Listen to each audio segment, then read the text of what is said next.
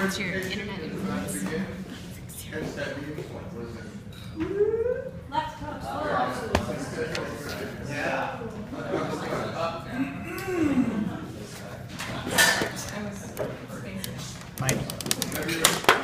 Welcome everybody. Welcome to this end of sprint update. For those of you who don't know our team, I'm Andrew. This is Charlene, and that's Jessica. Our task this sprint was to design a geocaching application for Rand McNally. If you don't know, Rand McNally makes road atlases, globes, basically anything to do with a map. They also make GPSs. So our target audience was truckers, RV owners, and later on educators. At first it wasn't educators, so we'll outline that in the design process. Truckers and RV owners, because Rand McNally makes GPSs for big trucks and RVs. So geocaching. I had no idea what geocaching was, and I never heard of it before until this. What it is, it's a real-world outdoor treasure hunting game using GPS-enabled devices. So basically, somebody goes, they hide a container, or there's also virtual ones where there's no container, but you have to like figure out facts or solve a puzzle. They go and hide a container at a location. You find it using clues in the GPS coordinates. You pull out the log inside, you write your name on it. And then you also register yourself onto the log within the application. So that's geocaching. Very good. So we started thinking about competitive research. Because we're trying to introduce this geocaching feature to GPS app devices, we focused on companies that already had products that were designed for this. 6 different competitors we looked at. The main things we found from our research was that they offer features such as pre-programmed geocaches where coordinates were already pre-programmed. They might have points of interest, like other things like saying maybe you're visiting like Golden Gate Bridge, or just points of interest that people were like points of interest. Camera and audio features on the handheld device.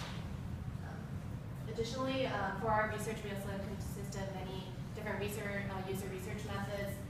We did geocaching ourselves, so we went around and we're exploring San Francisco and trying to find caches. What you see here, it looks like it's a small little container, about maybe like this big, and inside there's a log. It was hidden somewhere, like hidden inside the bushes, so we found it, and you could see that how accurate coordinate points were very critical in looking for geocaching to make it a good experience. We interviewed a geocacher. We had the privilege of shadowing someone for about an hour and a half. He was actually trying to earn one of these badges for geocaching where he would have caught a cache on every single day of the year. So he just needed just a couple more days. And so he has been doing this for about 2.5 years, and he has 1,500 caches. So he was a great resource for us. He shared a lot with us, and we just were with him for an hour and a half as he explained everything about geocaching to us. We also looked at forum postings. We looked at surveys and contextual inquiry, which is what I described to you a little bit before. Additionally, for the research, main things we discovered from talking with Brian, who's our geocacher, as well as Marge.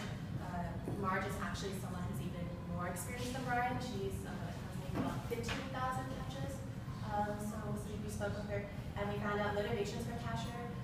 They come in different flavors. Some of them are more leisure type people. They may have cached for like 15 years, but only have 200 caches. Some of them are interested in rankings. Brian, for sure, he said he's like type A guy, interested in rankings. He's trying to see if he can earn all these different badges. They have different badges, like such as like the longest streak. Like he was telling us the longest streak is maybe like 300 days, like a cache each day for 300 days straight. I think something on the streak. And then his kids. Another thing was he was first introduced to caching because of his. He has 2 children, 4-year-old and 11-year-old, and he shared a story about how he would take his daughter Abby and say like, oh, like he sees the cache and he would like turn around and like, oh, Abby, like I think it's somewhere here, and then she would go and find it, and she'd be so excited, like, Daddy, I found it. And then there's just this moment where he described how like he got into caching because he was looking for something to do with his children, and how he would actually be interested in seeing if there was ways to incorporate this to be more educational for them, which road trippers. After our surveys, we realized that most people, when they're traveling on the road, they want to get from point A to point B. There's such a motivation for efficiency that seemed like stopping to do geocaching might be difficult, so we changed our emphasis, and that's our takeaways. Okay, so our first approach to this project was basically to figure out how to introduce geocaching as a new feature. So our original idea was to try to introduce it by having the feature pop up on an already existing Rand McNally Maps app. And so we thought that that was the easiest way to kind of reach out to Rand McNally's existing users. And so we did a quick sketch and mock-up, and we tested this design, and it basically failed completely. Nobody understood what the buttons were supposed to do. Was it supposed to lead to another app? Was it supposed to lead to another page? The original idea behind this was how Facebook and Facebook Messenger works. So they're two separate apps, but you can access Messenger through the original Facebook app. So to apply that to geocaching, we were gonna have it so that if you had the map app open, you can press geocaching and it would lead you to a standalone geocaching app. So Something more, kind of more in the background, Rand McNally, they already had a map app, they already have a map mobile. They already have an existing map application, so we wanted to see if this would be kind of the most parsimonious way of introducing geocaching by directly bridging it out, but as we found and tested, it wasn't. yeah, so then we decided to make a standalone iOS app, and the next step was trying to figure out exactly who we were building our app for. So as Shirley spoke about our research, we actually discovered that geocachers are huge creatures of habit, and right now there's only one main app out there that geocachers use, and it's created by a company called Groundspeak. And since they're such huge creatures of habit, it would be hard to get existing geocachers to use Rand McNally's new app. And so we were trying to basically figure out a way to differentiate ourselves from them. And another thing that Shirley also mentioned through user research was that RVers and truckers are not likely to geocache because they are very time sensitive and they do want to get from one place to another really quickly. They won't stop in the middle of the road or they won't stop to go geocache while they're trying to get from one place to another. So our new target became educators, and this made sense to us because kids love scavenger hunts. And even from the interview from Ryan, his original motivation for how he got started in geocaching was because of his kids. He wanted to bring them outdoors, he wanted to give them something to do instead of having them sit at home and play video games inside the house all day. And geocaching is basically like an outdoor video game. And so we wanted to somehow kind of create an educational component to the geocache app, and therefore that would differentiate ourselves, and we would also be able to leverage Rand McNally's presence in the educational space and use that to our advantage. So we did further research to make sure that our assumption that kids and educators would be interested in this geocaching app. We interviewed different teachers. We had posted on. We tried originally arranging interviews with different truckers, but unfortunately that was difficult to arrange with their schedules, which told us a piece of information. Their schedules are pretty packed, so it's difficult to even track them down. So we just posted on forums, as well as just we did a discussion with the other geocaching team to see how they're conducting their research in different classes. So with all these voices, a visual we created was a mental model of all the different voices that we have represented for other quotes. So I'm going to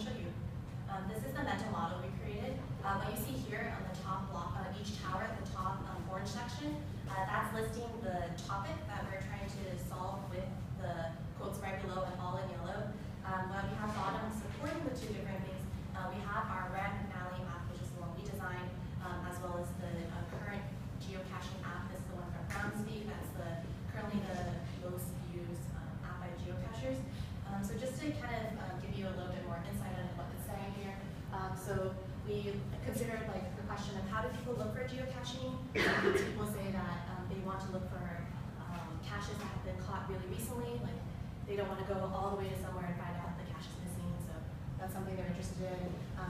Caches have different rankings on terrain and difficulty. Sometimes caches are hidden in such a convoluted place you have to really dig around to find it. So we made sure to include the descriptions. Additionally, other things, tools that people have while they're geocaching, most people just use their smartphones. They sometimes go in areas without cell phone range, so they want to make sure they can create lists. So that's something that we had incorporated. So everything here that's bolded in black is something that we tried our best to support from our users, that the current geocaching app had not previously supported. So in this way, we're trying to create like the best geocaching experience we can for our users. Additionally, we did some ideas for teachers and their voices about their concerns educating their students, and we created other things like activities that they can do with their students at different locations that would help support them in their education experience, because the teachers really do want to teach their students. You're wondering probably why this is blank right here. There are like motivations and limitations on geocaching, which they include things like people saying, I don't have enough time to geocache, or I'm not interested, or I'm only geocaching when I'm bored. Unfortunately, our app cannot figure out people's schedules for them, so there isn't a way really to support that tower as what we have. So this is what to reiterate the main points of our mental model. We found out that geocachers, they want to be able to create lists, as well as they're resistant to change. So when we were making our design for the new Brand New Valley geocaching app, we were very aware of keeping traditional conventions from the geocaching app that currently exists. So we eventually basically came up with 3 personas after all our research. So we got our educator, Emily, who has to herd cats every time she goes on a field trip. So if we could facilitate that being easier, that was a main priority for us. Roger the trucker, federally mandated standards now, he has to have so much downtime, and there's only so much to do when you're in the middle of the country. So based on our research with Brian, he said that he actually is a lawyer and does litigation for truckers, and said that a lot of them do geocache, but it's only when they have the downtime. They're not going to go somewhere to actually do it, so it's just if it's there and around, they're going to do it. And then Brandon, we modeled a lot after Brian. Geocachers are way into this, and they don't want changes. They're like, this is how it is, this is how we like it. So introducing changes to them was definitely, even though we thought it would give them a better user experience, they were still very hesitant to. Now, this was another place where we had a lot of resistance. We kind of stepped outside of our lane, right? So we were given the task, condition, and standards to design a geocaching app for Rand McDowell. And instead of just being a design team, we started being a design team, a marketing team, an accounting team, a product management team, a project management team. We had to take a step back and realize, look, this is what we have to do, and we're going to do it to the best of our ability. So, in order to do that, we had to give our users these goals, right? Truckers and road trip folks, they're out there on the road and they're traveling. So we're going to give them the ability to geocache, but we're not going to try and put it in their face. So if they want to do it, then they can do it. And we're going to give them a great geocaching experience, as well as current geocachers, if we can get them to come over to our app, right? We're going to give them the best experience, but it's not so much our responsibility to figure out exactly how to get them over. That's the marketing department. And then the educational tool for students. Again, Brand McNally already has a huge portion of its business is in education. So if we can just do a little lateral transfer and introduce an application as opposed to books, because normally a teacher will have to walk around with a book in this way, all they have to have is their smartphone. It contains all the information. So in providing that with our users, on the business side, we're giving them the competitive experience, using our existing education base, and hopefully that experience will provide us with more revenue. So we have a lot of information. What's going on? How do we break this all down for our application? So one way we did this is we considered all the possible user flows for someone who's entering this. If they're a geocacher, if they're an educator, what are the different needs that we can help address for them? We've decided to focus on this particular red flow, which we'll show you in more detail. But it's from the viewpoint of the educator.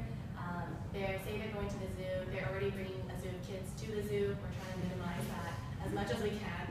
So what we have here is we have start, map, you go to settings, you have the education toggle. This turns it on so it's only in education mode. That means the teacher already has everything, their activities, without having to step outside and search again to be looking for like their caches. That it's like everything's efficient for them. Education map, search, select point, navigation, boom. You arrive at your destination, you pull out the app, you tell them what's going on, you can give the activities to their kids, their worksheet, everyone's learning, and you don't have to worry about fumbling through navigation. So this is the one we want to make sure that we can support for our educators to minimize that craziness at the trip. Okay, so these are just some iterations that we did. So feedback, I can't tell which mode I'm in. So basically our app has two modes, a geocaching mode and an education mode. And so it had to be really clear exactly which mode you're in. So I think the heading more bold and the font bigger. And also people can tell which page they're on, which I don't know how we overlooked that, but we just made it so that the navigation, the page that you're on is highlighted. Okay, so this is an iteration of the profile page. We basically just added features based on user needs, such as being able to communicate with other cachers, and also creating lists if they want to save caches that they want to do later on, and got rid of things that you wouldn't normally expect under a profile page. And then some iteration of the search page. So like I said before, there's two modes to our app, and so our feedback we got was that some people would naturally go to search first if they wanted to find an educational cache. So this filter was added. I don't know if you can really tell, but it says educational right there, and so that when you're on the geocaching mode, you can still access educational caches. And that was supposed to be a way to make it so that the app was more cohesive and you can easily find information between modes, if that makes sense. But, and another thing was people were confused with what the icons and numbers did, so we just basically spelled it out for them. And we changed from 3 icons to 4 because we actually forgot to add like a map icon to get to the home page.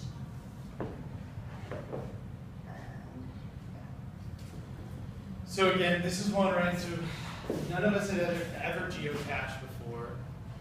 None of us have ever been a trucker or gone on an RV trip. But that's surprising. And obviously, well, I don't even know, I wouldn't say obviously, but obviously I've never been a teacher. So the big part with that, with the empathizing with the user, it was honestly like getting in character as an actor, right? So we had to do all this research and then look through the eyes of the user instead of looking from up above. We had to get up close and personal. And we had to live and eat and breathe that user to realize what their needs were and how the best way to meet them be. And that's extremely difficult because you're sitting there thinking, well, I think I know what they want, but you really don't know. So then, of course, balancing the user and business goals, you know, narrowing our focus to just our task at hand and not trying to be the CEO of the company and micromanaging everything. And then teamwork. we've never worked as a team before. We've only known each other a few weeks. So that in itself presents, a big challenge. We don't know each other's strengths and weaknesses. We don't know each other's communication styles, each other's schedules, etc. So we had to just bridge that entire gap and figure out what worked. And we came together, and cohesion is something that is earned and not given, and we definitely earned that. And then we had to conquer all those to move quickly and get this prototype. So if you give us a moment, we'll go ahead and pull up our prototype and I'll show it to you.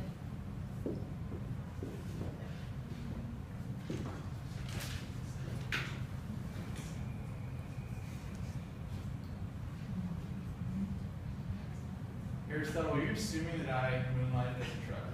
No, I'm surprised you've never been on a RV trip. What is it?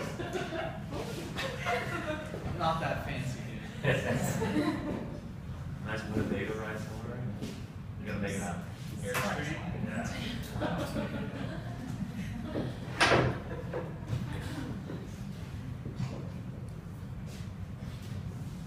And one moment, it's going to pull up.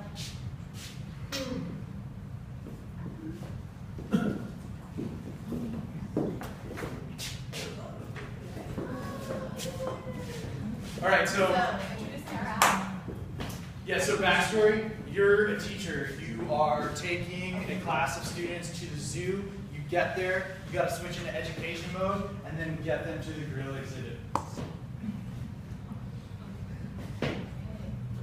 So we have it first set on the geocaching mode.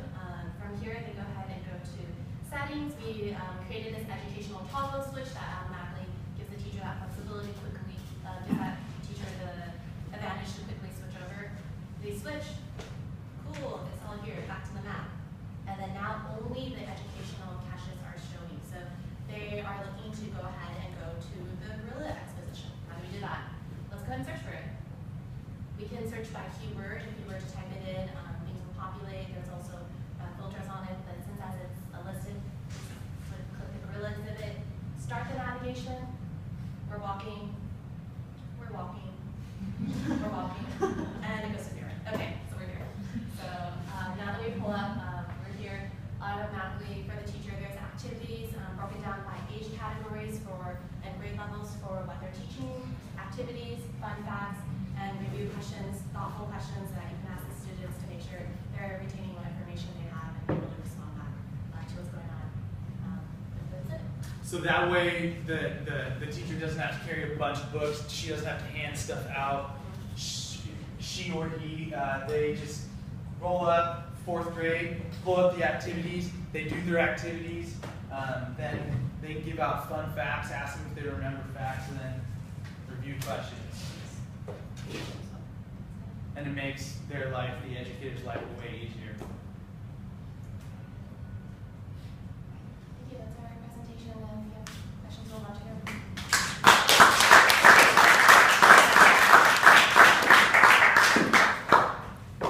Go for it. Yep, go.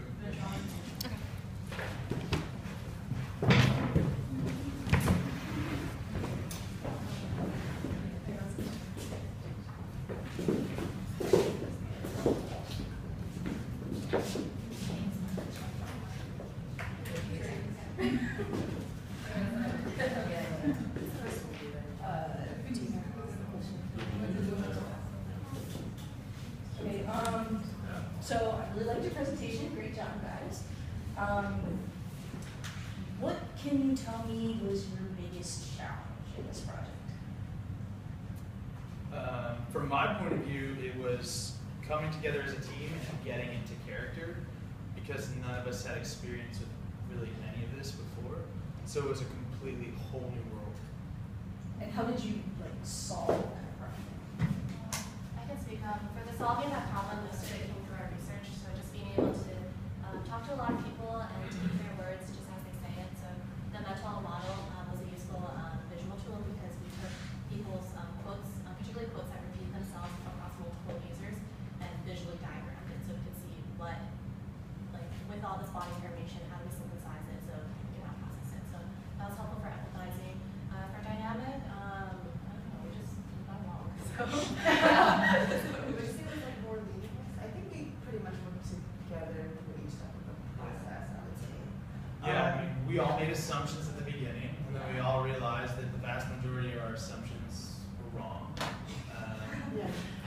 tested and redesigned and tested again, and that's what we did. Yeah, and like figuring out who to design for was actually a really big challenge because we did assume like, okay, yeah, road trippers, truckers are all on the road, they're all on the go, so maybe they would be the best target for geocaching, when in fact I actually totally overlooked education in the beginning, just because I didn't see the like travel aspect in there.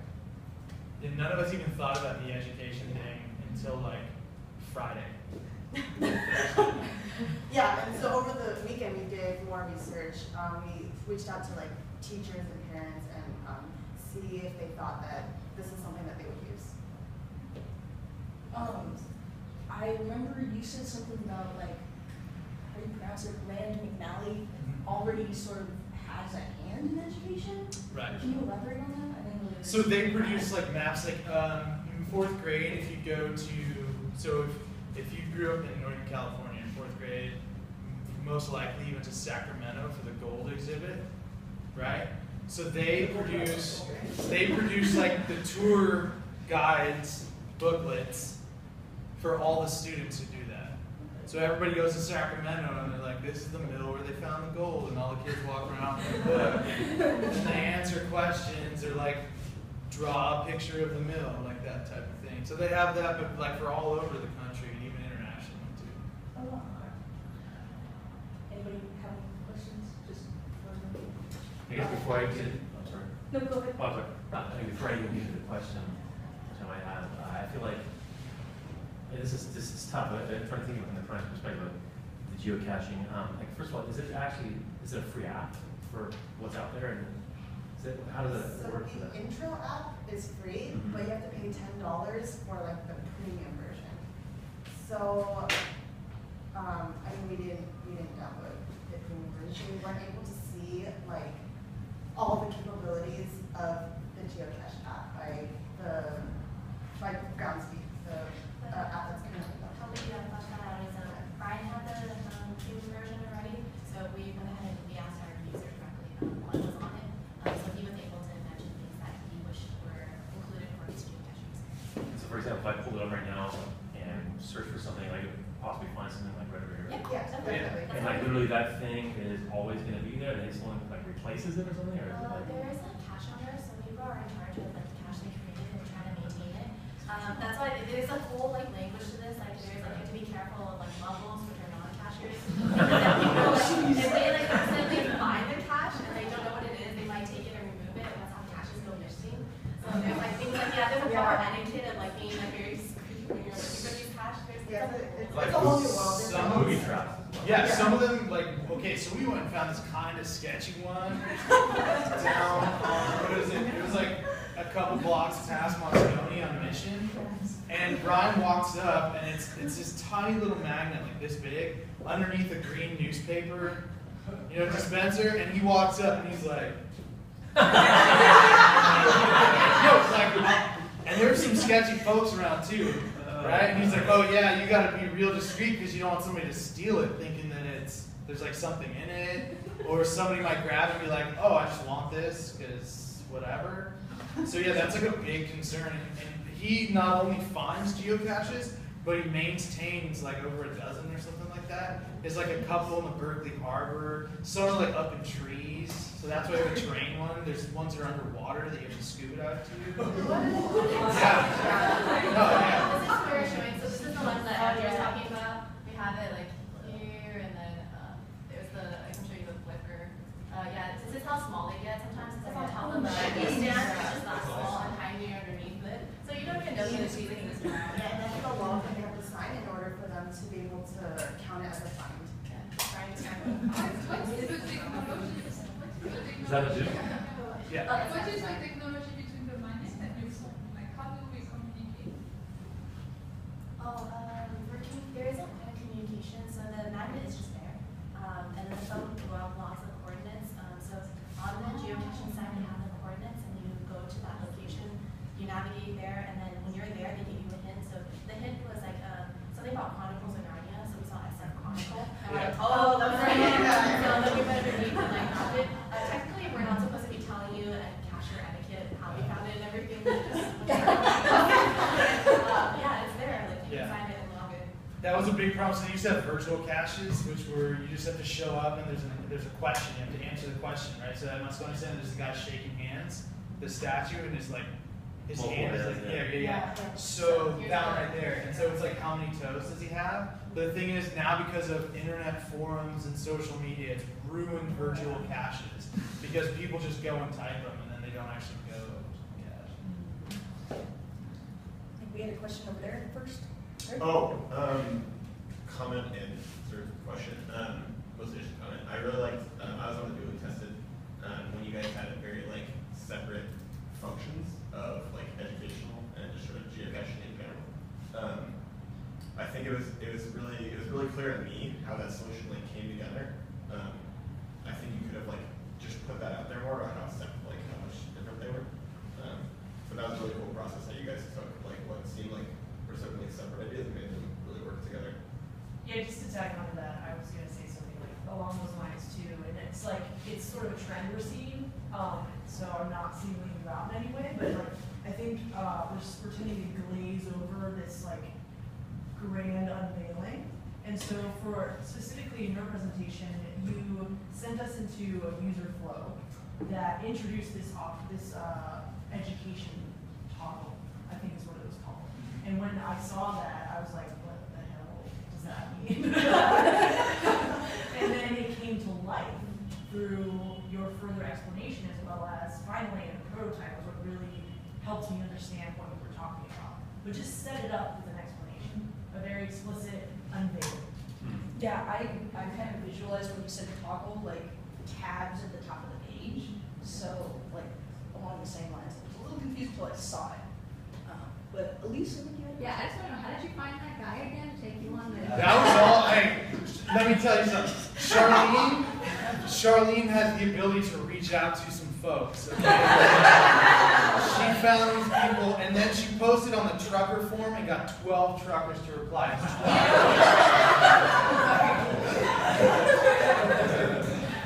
how we found him was actually Brian had arranged for a event cache, which is an event where a lot of geocachers would come together and talk about their geocaching experiences and how they missed swap stories. So he actually had arranged one on Monday, so he just missed it that morning. And then because he's someone who's willing to arrange this event, we reached out to him, and by Wednesday he was saying, oh yeah, I'm going on caches this afternoon. You want to come with us? I'm like, do we ever? Okay. So on Wednesday we started caching around. Like he wasn't just building. Yeah, He was like so excited. He's like, man, I got 3 people never geocached before. Like he was fired up. And then we thought we were just going to one. And then he took us to the what was that? The travel hotel. There's also for caches. Oh, I should show it's hiding out. But for caches, there's also something where it's like a travel booker on it. So you can buy a login code that attaches to say a keychain, and there could be a goal. So say someone says like, I'd like to see this item get to Arizona. So they'll put these in like little caches that are called like travel bug hotels. And they like set inside there, and then you can pick it up and bring it to different locations, and people put it in caches. So he was telling us about all this like this whole new world of how. Yeah, he found one in Belgium, right? And he does the Rubicon Trail. He's into 4-wheel drive. So he takes his Jeep on the Rubicon Trail, and he found this one randomly in Belgium that said, this wants to go to the Rubicon Trail. So he took it all the way from Belgium back to the United States and took it all the way down the Rubicon Trail. For the motivation, he said that some people like they love to travel but are not able to, so sometimes they send this artifact as a means of like the community helps it travel for them, and sometimes they take pictures and post it up. So in this way, they travel virtually It's through like this item. like vicariously traveling through that item. Through like this little thing This with a little- dog yeah. tag. Yeah. Yeah, because the requirement will be like, take a picture at the Pacific Ocean. And then you have to send them the picture of the little item at the Pacific Ocean.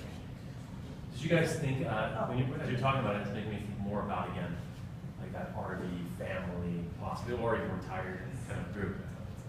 And if, again, from the client's perspective of like, you know, you don't want to lose that piece of it. And I think, did you think about that a little bit more? I mean, I guess you came at a time and you go on the education route, but I think that world of the RV, family, retired people, having a different piece of that geocache world, it's like you could have almost like different games within it. I don't know if that was something you looked at. So, no, yeah, so their GPSs are based on an Android operating system. It's like a little tablet inside the car, right? So the idea was to make this app so that it can be put onto their GPS as well. And as they're driving down the road, even using our current app, they have the ability to geocache if they're just driving down the road. So we gave them that ability, but we're not trying to push it on them too hard, because from our research, they were like, yeah, you know, if we had to stop and get something to eat, we'll do it. But, you know, we're trying to get to point A by 7 p.m., so we can't be going all around. Conversely, Brian was talking about some people do go purely on geocaching trips. Like there's this 2,000-mile trip along the southern United States, starting from California, going all the way across. And there's a geocache like every, I think you said 1,000 feet or something. So that's another badge, is to get all the caches on that route. Take a judge takes out like that to make it fail. Right, what are you wagging? How many people are using this geocaching? Like, how many geocaches are there? I want to say like thousands at least, but I'm not sure if the number. There's a lot of caches. Like around here, like when we download the app, we saw there's 1-2 blocks away from here, and then there's like at least 10 locally just around this area right now. Brian was super fired up about like the best guy, the best at geocaching, and he had like 120,000 caches he's found all around the world. He's like 12. I have a question. So, geocaching, it seems like you guys said, it's like its own little world out there. So, have you guys thought about how to, like, I guess, tackle it from the perspective of like somebody who's new to it, or maybe someone who doesn't even know what it is and you want them to get the user out? Like, how did you guys tackle that aspect at all? So that was kind of part of the whole like staying in our lane thing, in that we are trying to provide the user with the best experience possible from within the application, but we can't go really out and do the marketing to find those new users. That's really the marketing department's job, to figure out how exactly they're going to get the information out that we built this, you know, and that's what they do, and what we do is provide the user with the best experience possible. If you had to though, or if you wanted to maybe have a part of it that helped the marketing team with that, did you think about that at all, or would you have any ideas? We talked about it. Word of mouth is huge in geocaching. Yeah. So that's the biggest thing. Other things I can see is, particularly for educators, they already bring maps and globes inside the classrooms. So during the same time, they can show the teachers, saying, here, by the way, here's an educational tool that might be helpful while you're going through this lesson plan. Particularly like for 4th and 5th grade teachers, when you're doing history of California American history, that would help them all do that. Cool, thank you.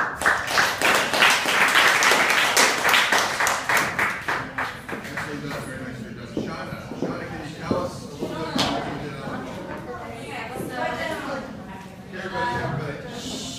If it's got a box around it, it's kind of, it's an indication that like a question was asked about it. And then circles are just kind of like responses, and then these like more spiky things are